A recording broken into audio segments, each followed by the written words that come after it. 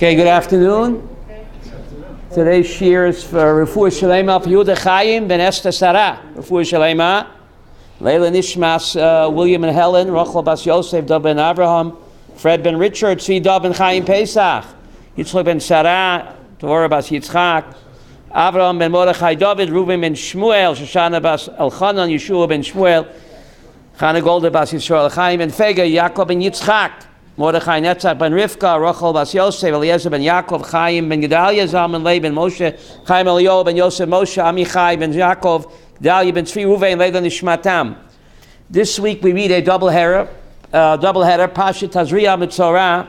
Just amazing that the Haftorah always speaks to current events. So the Haftorah we're going to read is from the book of Kings 2, chapter 7.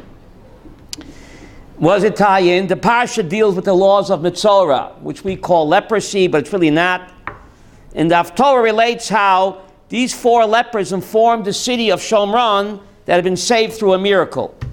Now, tsaras is we call it leprosy, but actually it's not leprosy. The reason why the person's called a Metzorah, it's an acronym. Metzorah is an acronym for Motzi Shemra. The person that speaks Lashon Hara, he becomes a Metzorah. Leprosy, the way we know it, is not curable, but this type of spiritual leprosy that the Torah speaks about is curable. So we're going to tie in the Parsha and the Haftorah and how it ties into current events. So let's start with the Haftorah, Kings 2, chapter 7. There were 4 people who were lepers, and they were outside the city gates. Why did that? Because the Parsha says that a leper cannot stay in the city. So the Haftorah in Kings 2, chapter 7, opens up with these 4 lepers who are outside of the city gates. They were excommunicated because they spoke Lashon Hara, and they became what? Lepers. Now, background over here. The city of Shomron, the capital of the 10 tribes, Shomron, is being besieged by Aram, which is today modern Syria. Modern Syria today. There's a famine. The people are starving in the city. There's a blockade. These 4 lepers, the lowest on the social ladder, they're starving too. So what do they say? They say as follows. They say, listen, if we hang out here, we're going to die. Let's throw ourselves on the mercy of the Syrians. President Assad is very merciful. And perhaps we'll have Rahmanas and we got nothing to lose because we stay here, there's no food. There's no food in the city. Certainly there's no food, chutz lamachne. So they say, let's throw ourselves on the mercy of the Syrians. Whatever happens, we'll die either way. Incredible things happen. Now the Jews inside Shomron are terrified. There's a siege, no food is going through. They're starving in the city. So these 4 lepers, they sneak into the Syrian camp, and guess what happened? Nobody is there. Hello, they're all out to lunch. What happened? What happened? They fled in panika. It's just amazing that this Parsha, Haftorah, is always read around Yom HaTzmaot. This is exactly what happened 3,000 years later, Yom HaTzmaot. They heard of voices, they heard seltzer bottles whistling down. Seltzer bottles. Remember, they had nothing. They had no ammunition. They had sewer pipes and seltzer bottles. And the Arab armies took off their shoes and they panicked. We saw it in our time, but the Haftorah is speaking for 2,800 years ago. This mighty Syrian army, they heard voices in the night, and what happened? They took off their boots and they what? Ran for the hills, and they abandoned the entire army camp with food, clothing, gold, and silver. So these lepers, they figured they died and went to heaven. They just couldn't believe it. So they gorge themselves, and they take some loot, and then they say, listen, it's not good what we do. We'll keep all this good fortune for ourselves. Our fellow Jews are starving behind the city walls. So they could have said, let them starve. They kicked us out. They banished us because we're lepers. Let them starve. But they said, no, we're going to give this good news to what? To the people inside. The problem is they couldn't go inside because a leper is not allowed to what? So what happened? They went to the city gate and they called hello to the sentries on the wall. And they told the good news. What happened? And the sentries, the king didn't believe it. He thought it's a trap. But then a great salvation happened. Now there's so much to talk about here. I don't know where to begin. This Parsha, this Haftorah, Kings 2:7, is always read around Yom Ha'atzmaut. These people were totally, literally outside the camp. Physically, emotionally, spiritually. Yet the great salvation of the Jewish people came not through the chief rabbis in Samaria, not through Elisha, the great prophet, to these people that are outside the camp. Listen to this, Sarah. What's the message? We don't decide who Hashem chooses to be the messenger. You know, the Haredi world said we can't accept Yom Ha'atzmaut. The Geula, the redemption came through what? Those outside the camp of Torah. Secular Jews. What do we see from this Haftorah? These lepers were also outside the camp, literally and emotionally. And yet, HaKadosh Baruch Hu chose them to bring the great salvation and the Geula. The Geula can come to even those outside the camp of Torah, even secular Jews can see the Geula, perhaps even before those that are inside the Haredi camp. What a message. To see the hand of God in all events. That God can perform miracles even to those that are chutz lamachne. You think it's a coinky-dinky, this Parsha is always read Yom Ha'atzmaut? The Haredi world says, Feh, Yom Ha'atzmaut, they're outside the camp, there couldn't be no miracles. Why don't they open up and read the Haftorah this Shabbos, King 2, chapter 7? Who's more outside the camp than what? Lepers. And yet God didn't choose the great Elisha, the Haredi rabbi, to make the miracle. Who did he choose to make the miracle? These lepers who are literally outside the camp. What a message to see the hand of God in all events. That God can perform miracles through even those that are outside the camp. We don't decide who Hashem chooses to be his agents. This idea is just incredible, that this Haftorah is always read Yehuda what? Yom Ha'atzmaut. Coinky dinky? Yeah. But some people say, don't confuse me with the facts because my mind is what? Zisla made up. It gets even better. God tells the prophet Isaiah, my ways are not your ways. We wouldn't have chosen lepers or spiritual lepers to bring the redemption, but God chose it in the book of Kings. And Yom Ha'atzmaut, secular Zionists, they made the great miracle. God chooses his agents. It gets even more fantastic. In the early 1950s, there was a great debate between Menachem Begin and David Ben-Gurion of whether we should accept reparations from Germany. Begin was against it. There were violent demonstrations. But Ben-Gurion won out, and he did accept reparations from Germany. In the early 1950s, the state of Israel was on the verge of financial bankruptcy. If it wasn't for West Germany's reparation, I had a friend that was here then. He was literally, they had nothing to eat. If it wasn't for West Germany's reparations, the state of Israel would have been financially bankrupt. But thanks to the Germans' reparations, so the early 50s on the verge of bankruptcy, by the mid-1950s, thanks to the German reparations, Israel was the fastest growing economy on the face of the earth. Should I repeat that? Miracles. But the early 1950s, before they began the German reparations, Israel was on the verge of financial bankruptcy. They couldn't feed their people, let alone all the hundreds of thousands of immigrants that are coming. Yiddish Ephraim. But when the reparations came from Deutschland, by the mid-50s, Israel was you can Google it, was the fastest growing economy of any nation on the face of the earth. Thanks to what? Reparations. Our enemy became what? The agent of our salvation. It's just incredible how God works. But some people say, don't confuse me with the facts. If it wasn't for the reparations, Israel would have starved to death.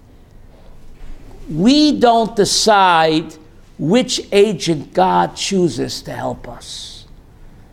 What a message over here. Do you know what time of year it was that they took reparations? I don't know. Was it similar to the... I don't know. You can Google it. But the message is to see the hand of Hashem in all events. But again, in the Haftorah, Kings 2:7, God caused the Syrian army to panic.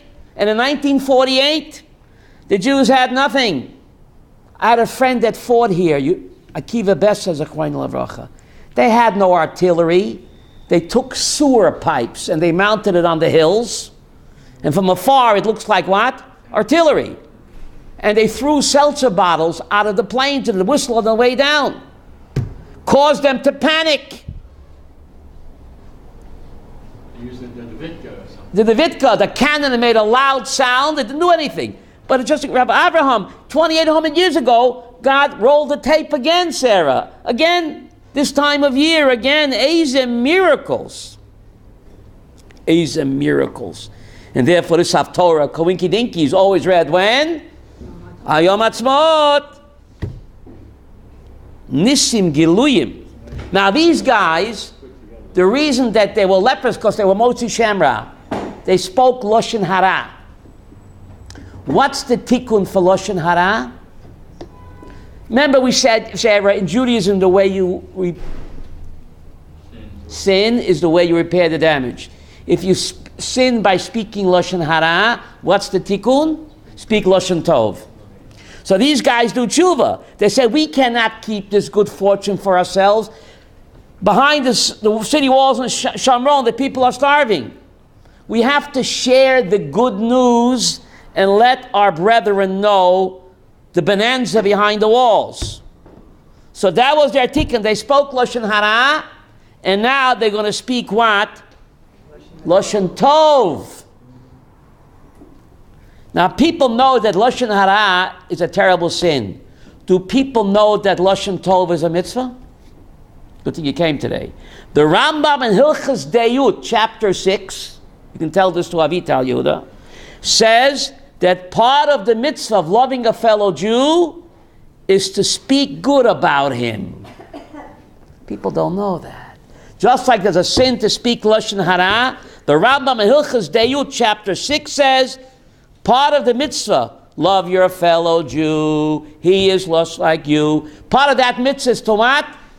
Speak good. Speak good about him and to praise him, to give him compliments, to build up his confidence. That's part of the mitzvah, says Rambam, of the Haftorah Yacha Kamocha.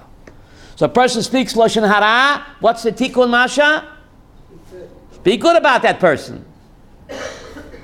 Pretty amazing. This is the Haftorah. The Haftorah it's just incredible. If these guys would not have gotten leprosy, Mickey, what would have happened? The city would have starved, Warsaw Ghetto. So God made them a leper in order they should get the disease to be kicked out of the city, so in order they should not be able to go and discover this bonanza. If they never would have gotten leprosy, what would have happened? They never would have been in the position to what? To see this terrible, great miracle that Hashem performed through the seltzer bottles and the sewer pipes when the whole Arab-Syrian army panicked. So what's the message, Elisheva? Every nega has an oneg, Sarah. Nega means a plague. You rearrange the letters nega, what do you get? Oneg. How God works in mysterious ways. If these people not have gotten leprosy, the entire city of Shomron would have been the Warsaw Ghetto. Look how God operates. In every tzara, there's a hidden toiv. And we'll see that in the Haftorah, Kings 2:7, and we'll see it even more clearly in the Parshat. What a powerful message. In the Parshat, the Torah tells us in Vayikra 14:34, when you come to the land of Canaan, which I give you, I will send the plague of leprosy in your house. Zisel, sounds like good news, right? So Rashi said it's good news. Plague of leprosy in your house. Says Rashi, it's good news. Because the Canaanites would bury their treasure inside the walls. When they heard that the Jews are coming to Pisgat Zev, they buried their treasure inside the walls. And then they skedaddled. So, when a person has leprosy in his house, what does he have to do? Demolish the house. You hear what Rashi's saying? So it's good news. So they tear down the house and they discover the bonanza. You understand this, Rashi? I don't. If God wants to send me a bonanza, then I could win Yehuda the Irish sweepstakes. Or the New York State Lotto. Why'd I have to go through the anguish and agony and the shame of tearing down my house to discover the treasure? Couldn't God send me a treasure another way? Buried treasure. The same idea. That every tsar is really a blessing in disguise. Sometimes you see it in this world. Most times you see it in Olam Haba. But this is the message. Every tsar in life, every suffering in life is a blessing in disguise. You don't believe it? Look at the Haftorah. The Parshat of Negoyim. I have to tear down my house. Oy vey. But there's a buried treasure there. What a message. What a message. But let's back up, Sarah. A person gets a nega in the house because he speaks Lashon Hara. If he doesn't stop, then he gets a nega, the days of Tanakh, on his clothes. If he still doesn't stop, then he gets it on his body. So this guy's a sinner. He spoke Lashon Hara, so God sent him a plague in the house to stop. He didn't stop. So how come God gives him a treasure? The answer is that every person that sins, if he suffers in life, he has a tsar in life, that's a kapara. That's a kapara. Suffering is a kapara. So this guy spoke Lashon Hara, but he suffered the terrible agmas nefesh. How do you say that in English? The anguish, the financial pain, the shame to tear down his house. Now he's worthy to receive what? A treasure. There's a payoff. The payoff is that every cloud has a silver lining. That every tsar in life is just a wrapping that covers and conceals what? A hidden good. That's the message. That's the message. Powerful message of the Haftorah, of the Parsha. These lepers felt terrible. They're outcast. But if they didn't get the disease, the city of Shomron would have starved to death. So God chose these people literally outside the camp. Didn't choose the chief rabbi Elisha to perform the miracle. Dafka, these people. What a message for Yom Ha'atzmaut. Not to look down on any Jew. That God's redemption can come in ways that we totally don't expect. Even West Germany can be God's agent to save the state of Israel, David, from financial bankruptcy. You can Google it. West Germany. God tells the prophet Isaiah, my ways, Esau, are not your ways. And my thoughts, you'll never figure me out. But don't deny the hand of God. Where you least expect it, Avi, that's where you have the hand of God. In the leper colony, in Germany, Russia, the symbol of evil and wickedness. They're called Russia from the word Russia. The first nation on the face of the earth to recognize Jerusalem as the capital of Israel. You can Google that too. Stalin must be turning in his grave. Who would think of it? Before President Trump, Russia, the first nation in the face of the earth to recognize Jerusalem as the capital of Israel. Masha, if you don't think this is Mashiach times, I don't know what is. Then I give up. If this is not Mashiach times, I give up. Also, Russia saw that it was the first Yeah. country to recognize Israel after declared the state. Yeah, that's right. Yeah, we'll talk about that more on Sunday. Sunday Shir is called, Sarah, our triple victory over Hitler. Sunday at 2 o'clock, we'll be speaking about Yom Ha'atzmaut, our triple victory over Hitler. But today, let's see today we don't have these spiritual diseases. This is only in the days of the Bible of Tanakh. But what message can we learn? What message can we learn from it? Well, the Torah tells us that the person that's a leper must be sent outside of the camp. And unlike other unclean people, you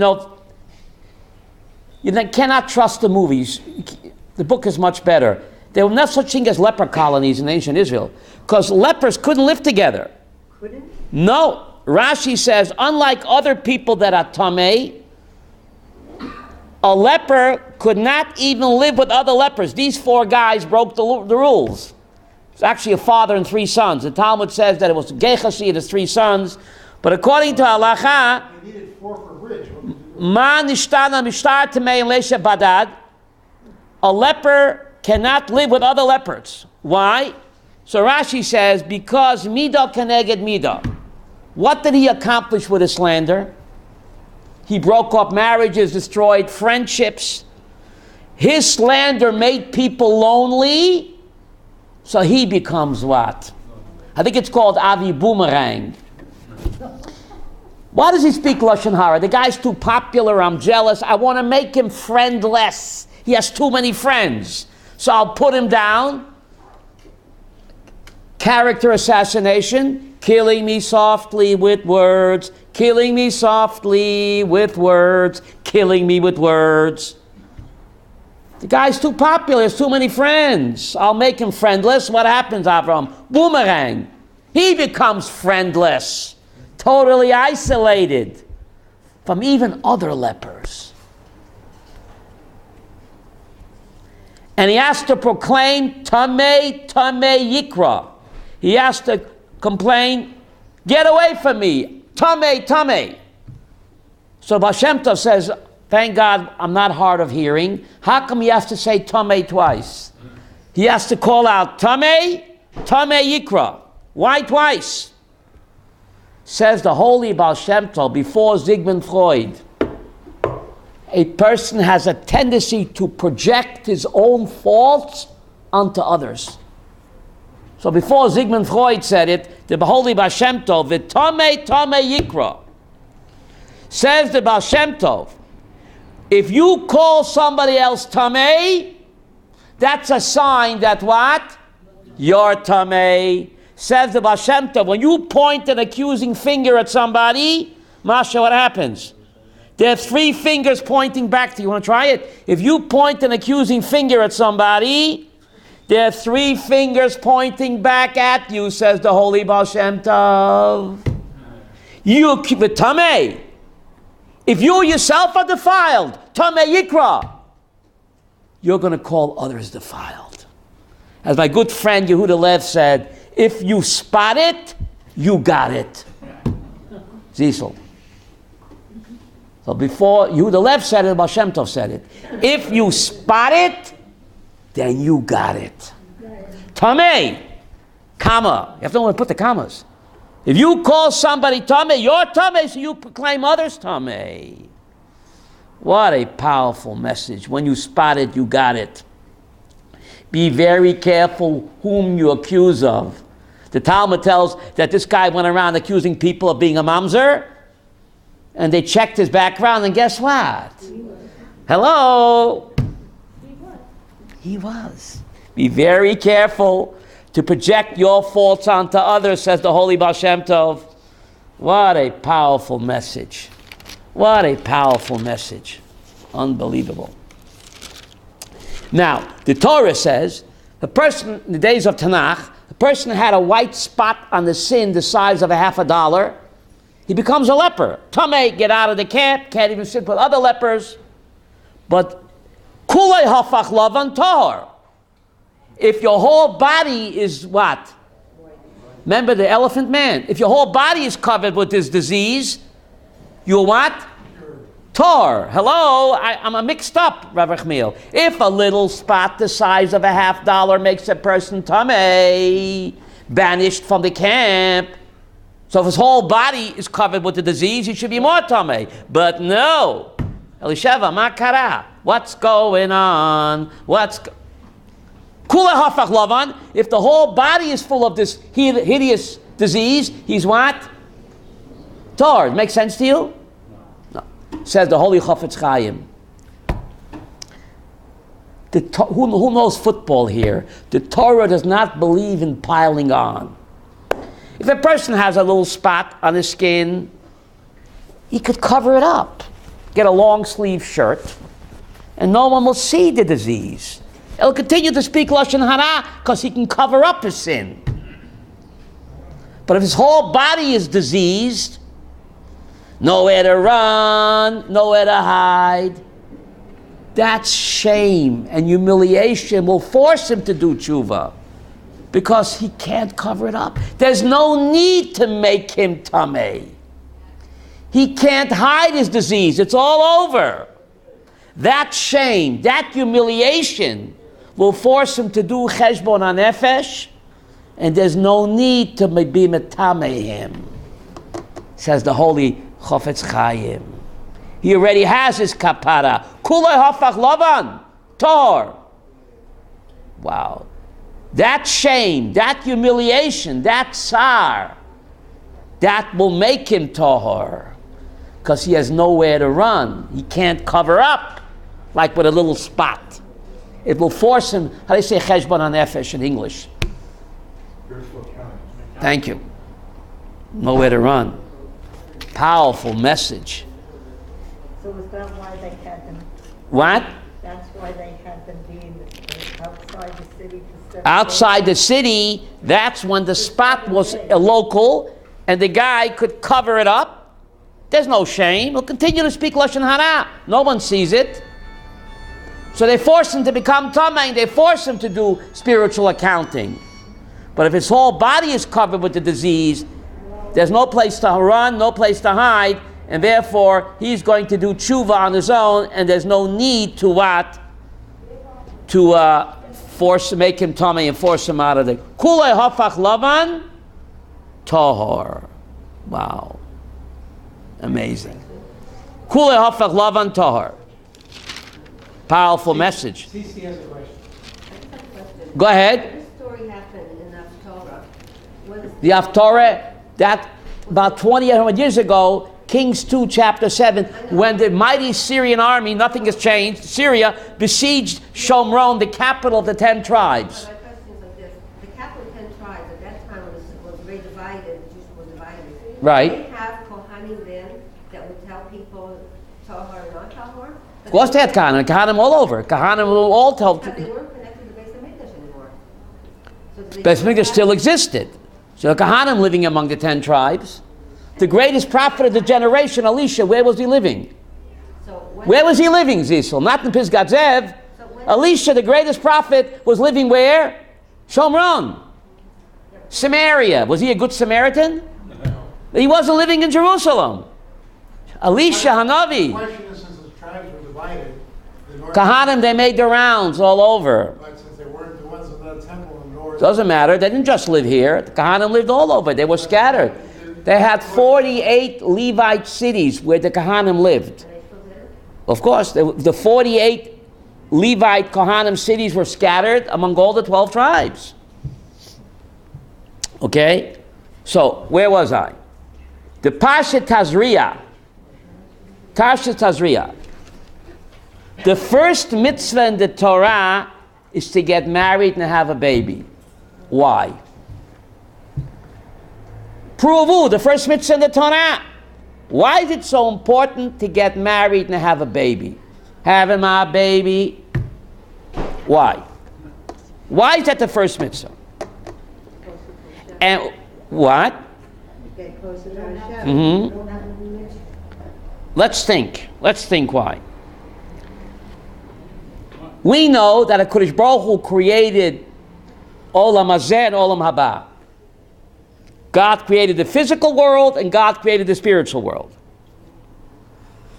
But in Olam Haba, there's only neshamas. In Olam Hazeh, there's only bodies. Many people believe that God created, one deity created the physical world, and another deity created what? The spiritual world.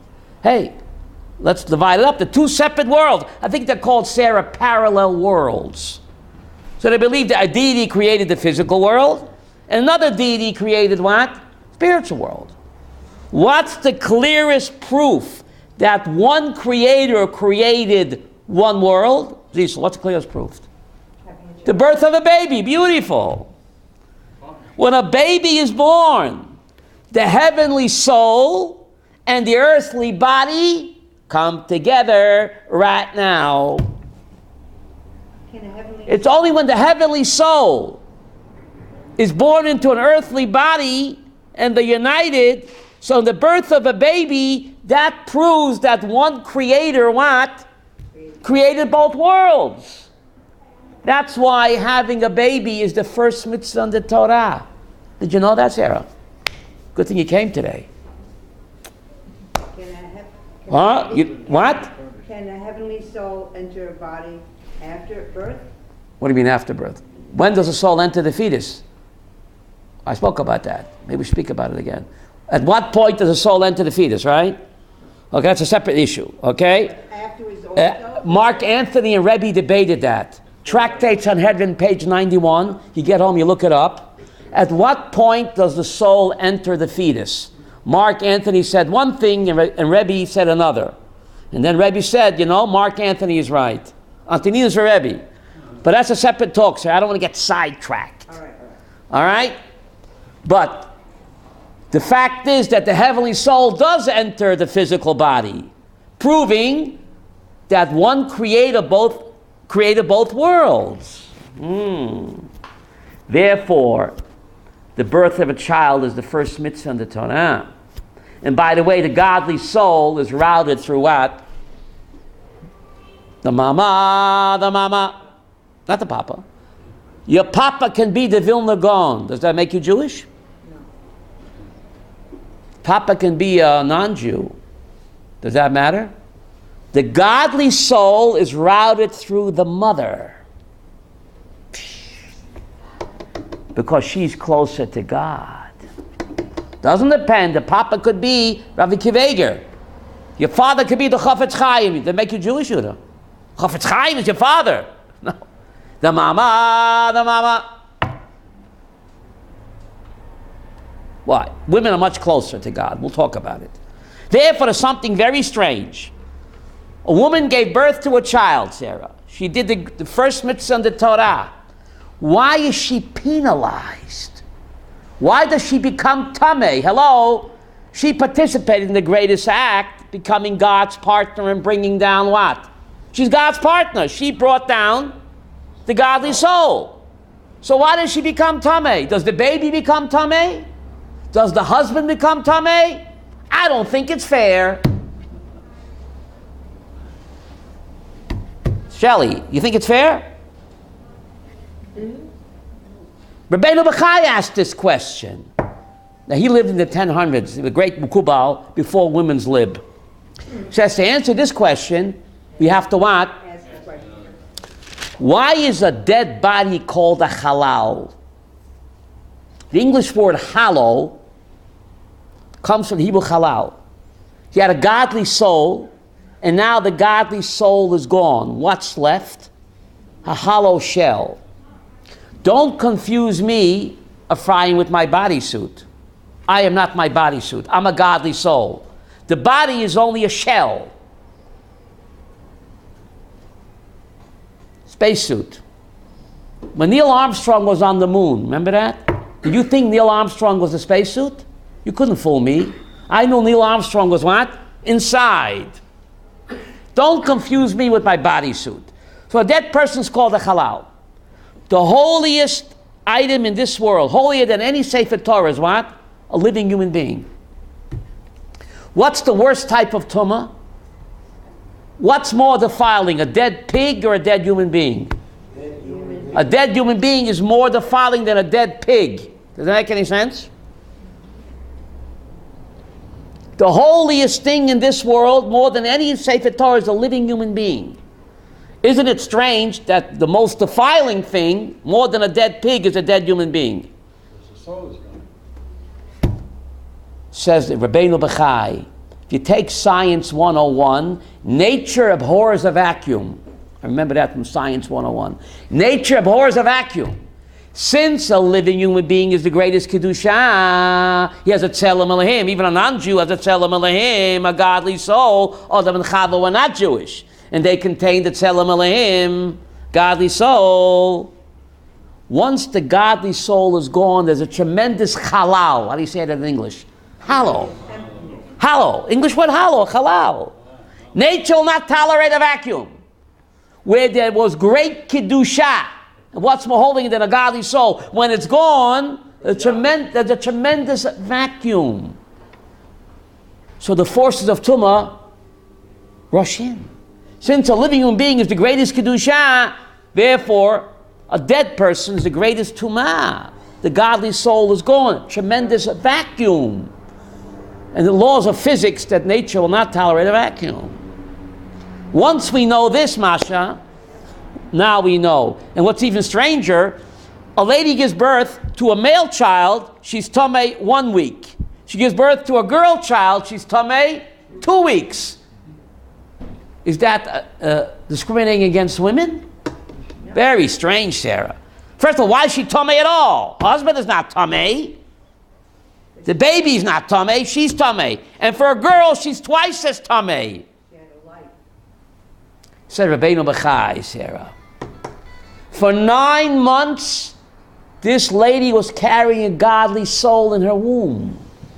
When the baby is born, the godly soul is expelled. There's a tremendous vacuum. It's not a penalty. It's Physics 101. You hear Rabbeinu Bechai? Not a penalty. Physics. She's carrying a Tzelem Elohim in 9 months. Now the baby is gone. Mazel tov. Tremendous vacuum. Physics 101. Whatever's true in the physical world is certainly what? So therefore she's Tameh. It's not a penalty, laws of physics. Why twice as Tameh for a girl child? Because a girl neshama, said Rabbeinu Bechai, is twice as holy as a boy neshama. Say what? A girl neshama is twice as holy. Because the girl neshama, she contains within her the ability, what? To give life. So therefore, the hollow, the vacuum created by the birth of a girl child is what? Twice as deep. It's not a penalty. The laws of physics. And the Gemara in Nida says something incredible on Daf Tez Zayin. The tikkun hanefesh that a baby boy gets through Brit Milah, a baby girl is born with that tikkun hanefesh, Rabbi Yaakov. It's not just a biological factor. Gemara in Nida, the tikkun hanefesh, how do you say that in English? The repair that the neshama, the shleimut, how do you say the fix? The fix that the neshama gets on the 8th day of a baby boy Brit, a baby girl is born with that tikkun. She's 8 days ahead of me. So a girl's neshama is holier. And therefore she doesn't have to do so many mitzvot. Right? The word mitzvah, the root is tzav. Tzav means to bond. We need the extra mitzvahs to help us bond with him. Women are naturally bonded. They're already born bonded. If it ain't broke, don't fix it. So therefore, the birth of a baby girl, the vacuum left by her birth because her neshama is greater, is more deeper. And therefore, the tamei has to be what? Zisel is not a penalty. It's physics 101. Now, let's talk Kabbalah over here. We're over 18. We can talk. I'm over 40. A baby boy is born. The mother is tamei for what? 1 week. 7 days of tamei for birth. Just like a person touches a dead body, how many days is he tamei? Kawikidinki Yehuda. 7 days of tamei for birth, just as there's 7 days of tamei for what? Death. Why is that? Birth as death is the exit of the neshama into a new world, a higher level of existence. For 9 months, the soul was encased in the womb. Then the baby is born. After 120 years, the person's put back in the womb. This time the womb is called what? A kever. I don't want to shock you, but in Tractate Nida, Zisel, very strange.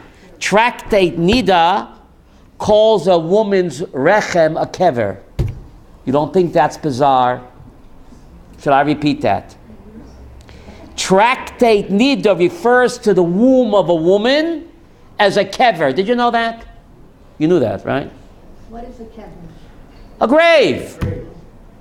What's going on? What's going on?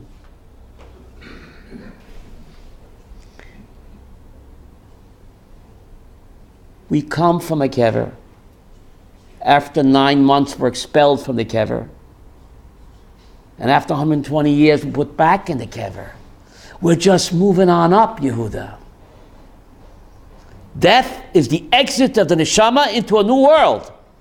Just like when the baby is born from the kever of the womb, that's not death. The neshama progresses. So after 120 years, the person's put back in a kever. I think it's called Mother Earth. That a Kuminkidiki Avraham? We call it Mother Earth. Why call it Mother Earth? Because Tractate Nida calls a woman's rechem womb a kever. It gives a person confidence that death is not the end. He came from the kever, but he's just moving up a higher level of existence. And after 120, when the body is put back in the kever, the neshama will continue to what? Progress and evolve, moving on up. So why does the birth of a baby make you tamei, and in contact with a dead person make you tamei, Yehuda, the exact same 7 days? Kawinki dinky? 7 days of tamei for birth, 7 days of tamei for death. Because birth, as death, involves pain and suffering. That leads to tamei. Well, men have tamei for death also. What? Not just women, men have tamei for death. Everybody come in contact with a dead person becomes tamei for 7 days. Yeah, that's only But the 7 days of tamei for birth, 7 days of tamei for death, because birth, like death, involves what? Pain and suffering. There's a void there that leads to tamei. But we're just evolving, progressing. The death of the body is what? The birth of the soul. So just like the fetus lived 9 months in a kever and got born into a bright, beautiful world, so after 120, person's put back in a kever to be reborn in what? Even more beautiful world. Now please hear me well. Please hear me well. Remember we said everything in the physical world is only, how do you say dugma? Example, thank you, of the spiritual world. Please hear me well. When a baby is born in this world, the baby is crying and the relatives are laughing. But Solomon in Mishlei 31 tells us, "Vatischak leyoim achron."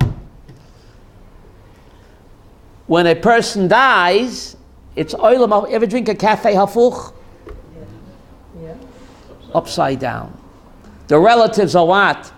Crying. And he is laughing. Mishlei 31. We sing it every Friday night, Sarah. Eishes chayil miyimtza vatischak liyoim achron. The relatives are crying, but she's rejoicing. Please hear me well. When a baby is born in this world, what does the parent do? Takes the baby and lovingly what? Embraces him. Says the Zohar HaKadosh, when a person dies, the heavenly parent hugs him and swaddles him. You hear this? So when we're born in this world, our human parents hug and what's the word, coddle us? And after 120, when the godly soul comes back, our heavenly parent cuddles and hugs us. Powerful message. That death is not the end, it's just the beginning. The long and winding road. Moving on up. So now we know why a woman becomes tamei and why the girl neshama is twice, has more kedusha, because the life force in her, which she got from her mother, that gives birth, the additional life potential in her. So therefore the vacuum created by her birth is what? Greater, and therefore the tamei is what? More pronounced by a woman, by a lady. It's nothing to do with a penalty at all. Nothing at all. King Solomon tells us in Koheles, Tov Shem Yishem and Tov, a good name is better than what?